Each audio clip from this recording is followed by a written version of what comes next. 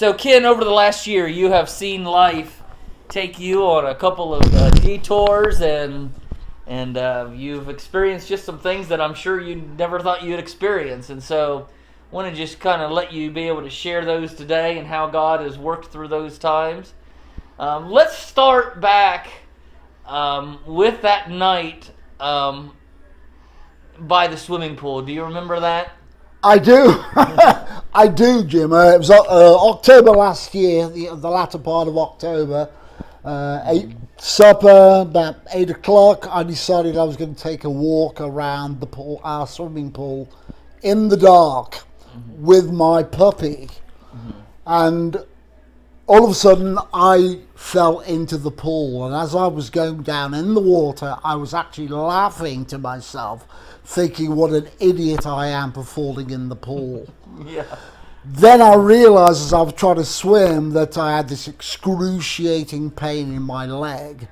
And I couldn't swim. And I was in the deep end of the pool and I started to panic. Yeah. And I was screaming for Lynn. And my little puppy, who was probably 6 months old, ran into the house and alerted Lynn to come out. She could hear me screaming, Lynn, Lynn, Lynn.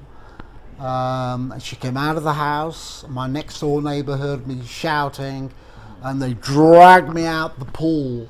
Yeah. And I realised I'd done something to my left leg.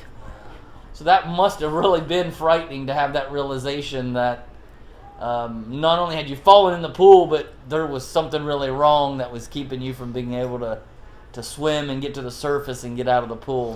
Right, and I think the man upstairs, our friend, Jesus, was watching over me, you know. Yeah.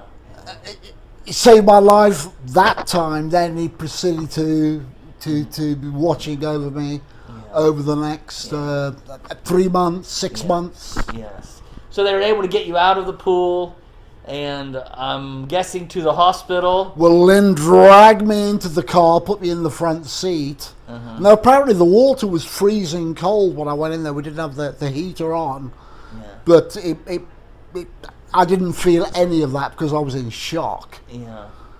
They took me off to the emergency room, did the x-rays. I'd broken it in 3 places. Wow. And they would do surgery the following day Yeah. to fix the broken leg. Yeah. So they end up doing surgery on your broken leg, pins and rods, and Yeah, broke it in 3 places and what have you. I had to keep weight off it. Yeah. Well, it took about 2 or 3 months, and I had this little leak, just a little pinhole leak of fluid coming out. Yeah. And the pain was excruciating. Yeah. It seemed like, all right, everything is going to work out. That's and right. Everything is going to be good. The bottom line, the leg ended up being infected. They took me to the Fawcett Hospital. Phenomenal people that work in hospitals and in the healthcare business. Yeah. And so they pumped you full of antibiotics and Antibiotics. I was in the hospital to try and obviously stop the infection, but it had gone too far. Yeah. Okay. So I know for you and I, we sat many days and we just really prayed and prayed that God would heal the infection, heal your leg so you could go home. And I know we spent a lot of time praying that. And a lot of people were praying for that as well. A lot of people. And my bodyguard would be a gentleman called Jim Swanson. And he worked as an RN on the floor above my floor. And every night at 7 o'clock on the dot, when he finished work, Jim Swanson was there at the end of my bed, and we prayed together. And but he's just an incredible individual.